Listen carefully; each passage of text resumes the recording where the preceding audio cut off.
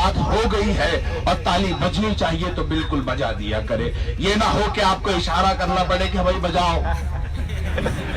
हम समझते हैं ना, हम समझने वाले लोग हैं साहब। क्योंकि हो सकता है एनआरसी लाने वाले फुल फॉर्म ना बता सके, हम थ्योरी बता सकते हैं।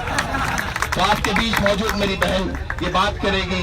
आप जब जब लगे कि बात मुकम्मल हो रही है, आप ताली बजाते रहें। जोरदार तालियों से इस्तकबाल करें। तेरी जुर्रत को अस्सलाम अस्सलाम, तेरी जुर्रत को अस्सलाम अस्सलाम, तेरी जुर्रत को अस्सलाम अस्सलाम, तेरी जुर्रत को अस्सलाम अस्सलाम।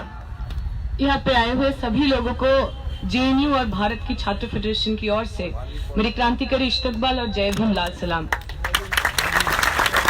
मुझे बहुत खुशी हो रही है, मुझे बहुत खुशी हो रही है। मैं एक शाहीन बाग से दूसरी शाहीन बाग में आके पहुंची हूँ।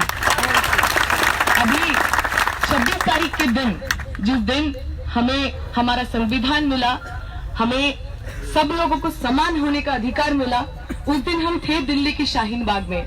दिल्ली की शाहीन बाग की बहनें, वहाँ के मेरे भाई, हम लोगों को न्योता दिया था कि हम उनके साथ आए और ये जो प्रजातंत्र दिवस है इसको हम इकट्ठे सेलिब्रेट करें।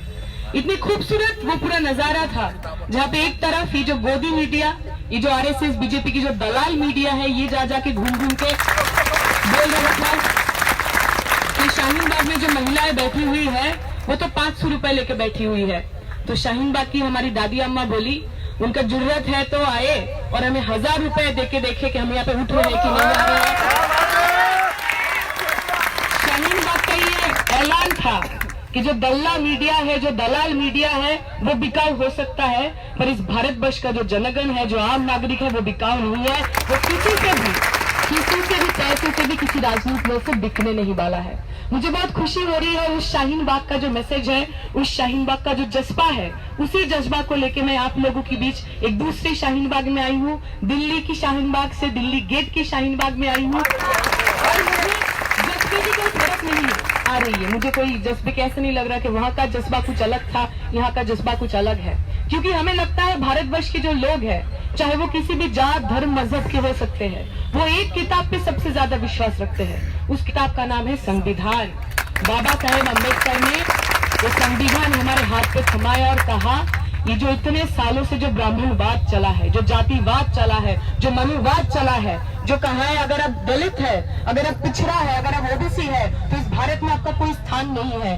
उन सारे ब्राह्मणवादियों की, सारी मनुवादियों की गालों पे एक कड़ारा थप्पड़ था वो संविधान। और इसलिए आरएसएस को बड़ा चुभ रहा है कि उस संविधान लेके, तिरंगा झंडा लेके लोग सड़क पे उतर के आए हैं। क्योंकि जिस तिरंगा झंडे के सम्मान में हम उतरे हैं, उस तिरंगा झंडे को तो आरएसएस मानता नहीं। देख लीजिए उनके नागपुर के हेडक्वार्टर में अभी भी वहाँ पे भगवा चलता है। वो कहते हैं कि संविधान का जो दिन है, 26 तारीख का जो दिन है, इसको हम मनाएंगे नहीं, क्योंकि इस दिन भारतवर्ष एक हिंदू राष्ट्र होते होते रह गया। और इसीलिए आज जब उनके पास सरकार है, ताकत है, वो कोशिश कर रहे हैं कि हमसे जो हमारी संविधान है वो संविधान छीन ले। ये जो धर्मनिरपेक्ष देश भारतवर्ष है, हमसे भारतवर्ष छीन ले और उसको एक हिंदू राष्ट्र बना दे। हम उनको बताना चाहते हैं, एक शेर बहुत फेमस हुआ है, सभी का खून है इस मिट्टी में शामिल, सभी की खून है इस मिट्टी में शामिल, किसी की बाप का हिंदुस्तान थोड़ी है।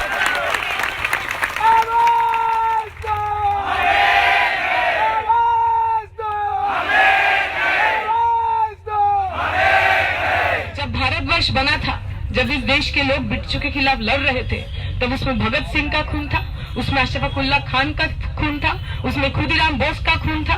वो कभी ये सोचे नहीं कि हम हिंदू हैं इसलिए हम लड़ रहे हैं, वो कभी सोचे नहीं इसलिए हम मुसलमान हैं हम लड़ रहे हैं। वो इसलिए लड़ रहे थे क्योंकि वो भारतवर्ष से मोहब्बत करते हैं। वो इसलिए लड़ रहे थे क्योंकि पाकिस्तान बन जाने के बाद भी इस देश का जो मुसलमान है, उन्होंने कहा कि हर दिन में 5 बार अजान के बाद जिस मिट्टी को हम चुनते हैं, उस मिट्टी को छोड़ के हम कहीं जाएंगे नहीं। अगर हम पैदा यही हुए हैं तो दफन भी यही होंगे। हमें लगता है आज हम जब सब लोग एक साथ आए हैं, हम अपने देश की जो मोहब्बत है, अपनी मिट्टी के ऊपर ये जो मोहब्बत है, उसके लिए इकट्ठे हुए हैं। ये लोग घूम घूम के प्रचार करते हैं कि बीजेपी ये सिटीजनशिप अमेंडमेंट एक्ट लेके आए हैं ताकि बांग्लादेश से जो हिंदू आ रहे हैं, पाकिस्तान से जो हिंदू आ रहा है, उनका बड़ा भला हो। मैं आप लोगों को बताना चाहती हूँ, मैं जिस परिवार से आती हूँ, हिंदू रिफ्यूजी परिवार से आती हूँ।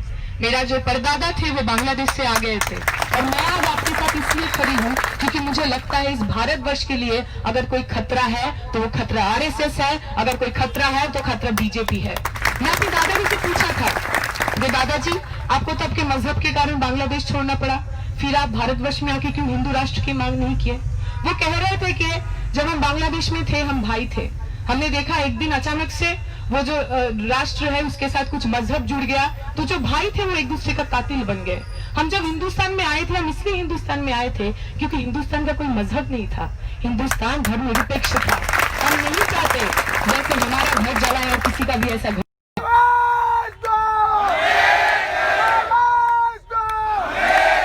आज मोदी जी जब हमारे नामों पे राजनीति करते हैं तो उसमें जो लाख लाख लोग जो बांग्लादेश छोड़ के पाकिस्तान छोड़ के भारतवर्ष में आए थे, संविधान पे विश्वास रखे थे और उनको लगा था, उनका ये उम्मीद था कि भारतवर्ष का कभी कोई मजहब नहीं होगा, उन सारे लोगों की जो सपना था उस सपने के साथ आपने गद्दारी की है मोदी जी। हमारी सब लोगों की जो आशाएं थी, जो आकांक्षा थी, उसके साथ आपने गद्दारी की है और ये गद्दारी हम भूलेंगे नहीं। मैं अपना बात ज्यादा लंबा नहीं करूंगी, बस आपको ये बोलना चाहूंगी कि ये लड़ाई बड़ा कठिन है क्योंकि हमारे ऊपर जो लोग बैठे हैं उनके पास सब है, पैसा है, मीडिया है, पुलिस है, मिलिट्री है, सब कुछ है, लेकिन एक चीज उनके पास नहीं है, वो है जज्बा, मोहब्बत। आज अगर आप और हम अपना धर्म, जाति, राजनीतिक परिचय ये सब कुछ छोड़ के इकट्ठे आए हैं, हम इसलिए आए हैं क्योंकि हम मोहब्बत करते हैं अपने देश से। जो लोग इस देश से गद्दारी किए हैं, वो जब हमारा आंदोलन चल रहा था ब्रिटिशों के खिलाफ, तब से लेके आज तक जो लोग गद्दारी किए हैं ये वो मोहब्बत समझ नहीं सकते। और मैं विश्वास रखती हूँ कि नफरत से बड़ा हमेशा मोहब्बत होता है। अपने आप पे यकीन रखिए, साथियों पे यकीन रखिए, ये समय कठिन है लेकिन नामुमकिन नहीं। अगर हम एकजुट रहे, जिस तरीके से जामिया मिलिया इस्लामिया के जो छात्र हैं, अलीगढ़ मुस्लिम यूनिवर्सिटी के जो छात्र हैं, शाहीन बाग की मेरी जो महिलाएं हैं, मेरी जो बहन है, मेरी जो दादियां हैं, जो पथ उन लोगों ने दिखाया है, जो राह उन लोगों ने दिखाया है, उस राह पे शांतिपूर्ण तरीके से एक हाथ में तिरंगा, दूसरे हाथ में संविधान लेके हम चलते जाएंगे। और कोई नरेंद्र मोदी, कोई अमित शाह, कोई बीजेपी आरएसएस के अंदर इतना दम नहीं है कि वो हमें रोक पाएंगे। हमारा देश धर्मनिरपेक्ष सुरक्षित ना रहे, धर्मनिरपेक्ष ना बन जाए, फिर से ये लड़ाई जो है, हमारा लड़ाई चलता रहेगा। बस दो बातों के साथ मैं अपना बात खत्म करूंगी। एक गजल है, मैंने सुना था कहीं, मुझे नाम नहीं याद है कौन लिखा था, उसमें उसका 2 लाइन के साथ मैं बात खत्म करूंगी। हर जुल्म तेरा याद है भूला तो नहीं हूँ, हर जुल्म तेरा याद है भूला तो नहीं हूँ, ऐ वादा फरामोश मैं तुझसा तो नहीं हूँ। टूटा हूँ वक्त से लेकिन हारा तो नहीं हूँ, टूटा हूँ वक्त से लेकिन हारा तो नहीं हूँ, ऐ वादा फरामोश मैं तुझसा तो नहीं हूँ, ऐ वादा फरामोश मैं तुझसा तो नहीं हूँ। शुक्रिया। इंकलाब जिंदाबाद, भारत की संविधान जिंदाबाद, हमारा एकता जिंदाबाद। आवाज दो, आवाज दो। तो हम स्लोगन लगाएंगे, आप हमारे साथ रेस्पॉन्स कीजिएगा। जो आ सकते आ जाओ, बोलना तो इंकलाब जिंदाबाद, जिंदाबाद, जिंदाबाद, इंकलाब जिंदाबाद, जिंदाबाद, जिंदाबाद, हमारी संविधान जिंदाबाद, जिंदाबाद, जिंदाबाद, हिंदुस्तान जिंदाबाद, जिंदाबाद, जिंदाबाद, जिंदाबाद, जिंदाबाद, जिंदाबाद, जिंदाबाद, जिंदाबाद, हल्ला बोल, हल्ला बोल, हल्ला बोल, हल्ला बोल, हल्ला बोल, हल्ला बोल, हल्ला बोल, हल्ला बोल,